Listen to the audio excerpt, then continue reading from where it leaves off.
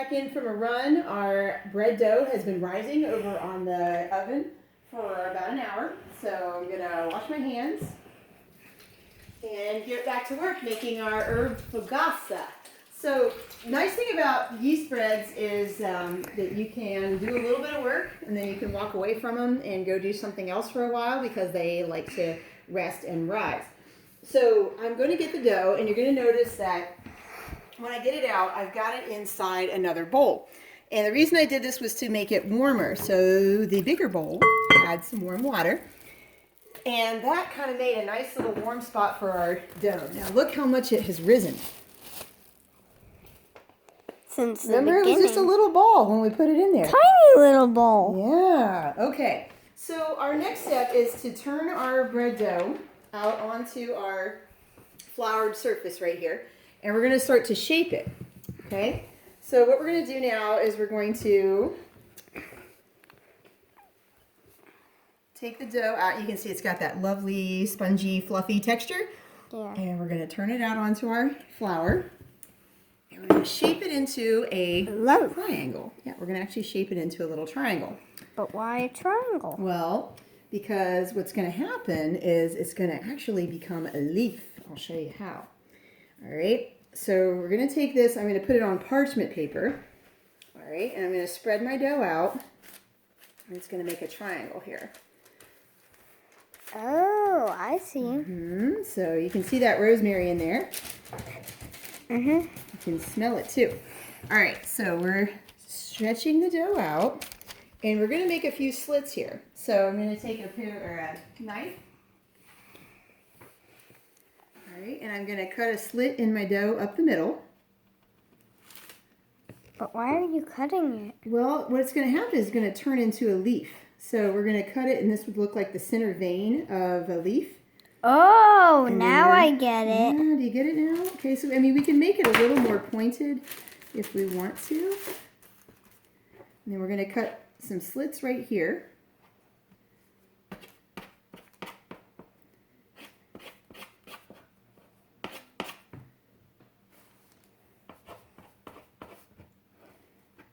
And to make these slits stay, what we want to do is we want to rub a little bit of bread flour inside of them.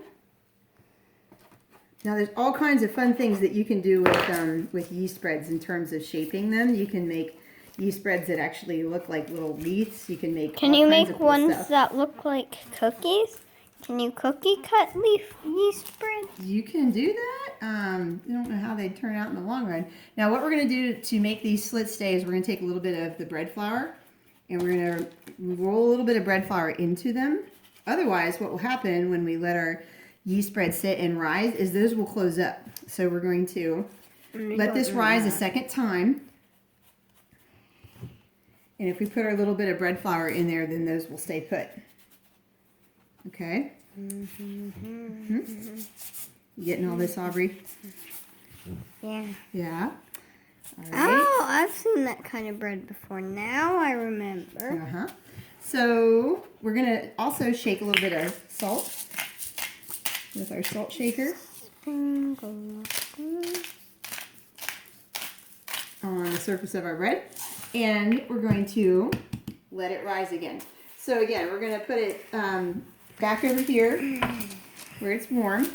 But it won't fit in the bowl. Where are we going to? We're just going to put it on top. Oh. And then we're going to put its little blanket over it. A little blanket. Yep, so this is another clean towel. This is the one we had on it before. So we're going to put a little blanket over top of our bread, and we're going to try to keep it warm there. And we're going to tuck it in. We'll check back in about 20 minutes. Yep.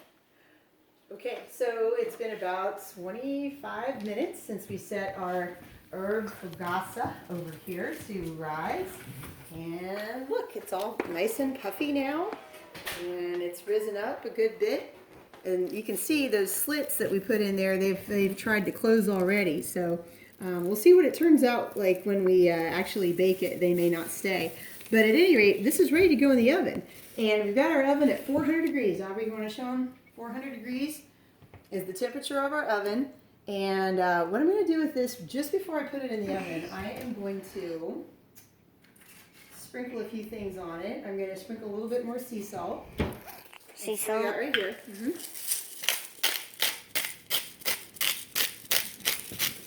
Okay, and just for fun, I have everything bagel seasoning, which is amazing. And I'm gonna just sprinkle a little bit of everything bagel seasoning on here. Now, one other thing that I will do with this before it comes out of the oven, like at the very, very end, is I'm gonna sprinkle a little bit or brush a little bit of melted butter on it too. All right, so this goes in for a very short time. 400 degrees is a hot oven. So this is gonna go in for 20 minutes. So, in it goes. Timer set for 20 minutes. Ta-da! All right, we'll be back in 20 minutes.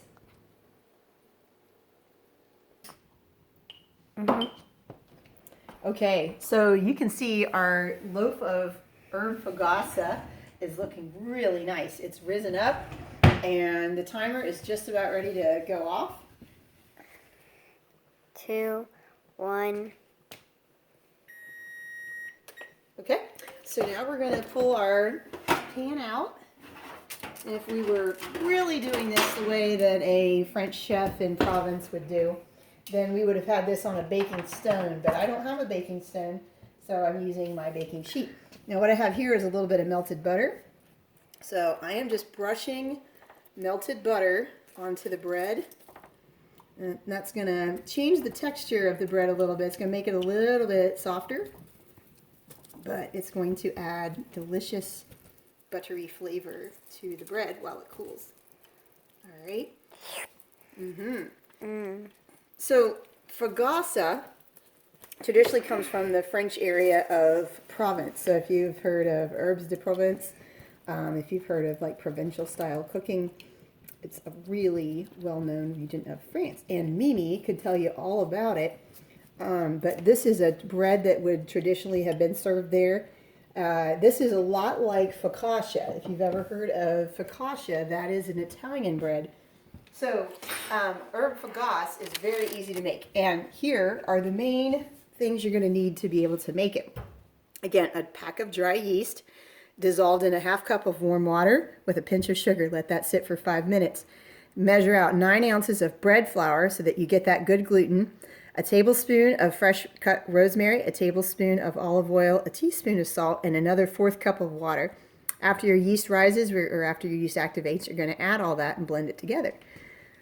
Then knead it, let it rise for an hour, shape it, cut your little slits, let it rise for 20 to 30 minutes, bake for 20 minutes at 450.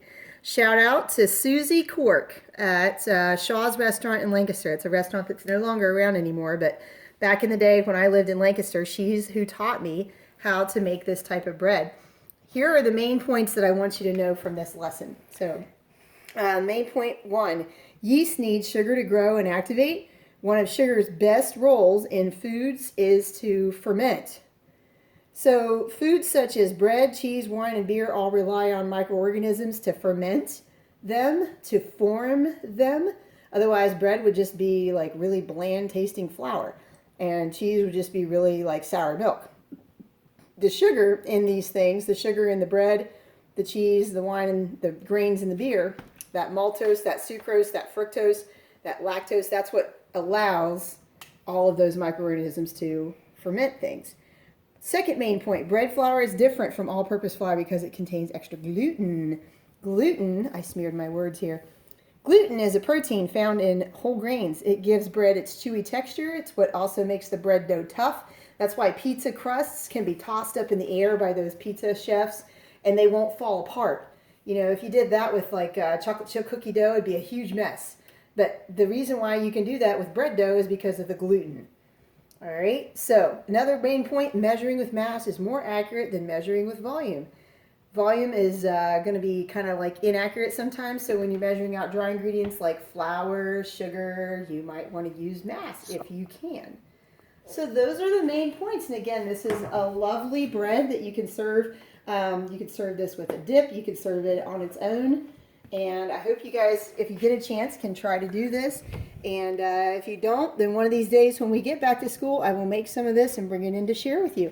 Bye-bye for now. Thank you.